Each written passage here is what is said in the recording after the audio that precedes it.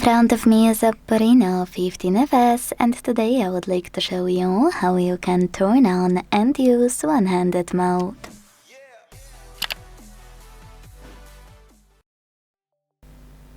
First of all, go into Settings and scroll to click on this section called Accessibility and Convenience.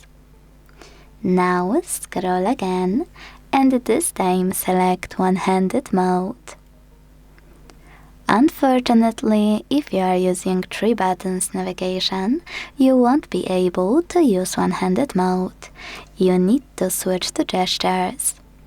When you're ready to activate it, use this switcher next to one-handed mode.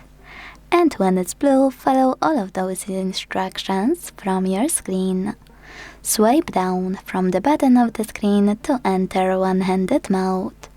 So when I do that, I can see that one-handed mode is working properly. To go back, you can either swipe up or click on this area at the top. To disable one-handed mode completely, use the same no blue switcher. Thanks so much for watching. If you enjoyed this video, leave a like, comment and subscribe. Bye!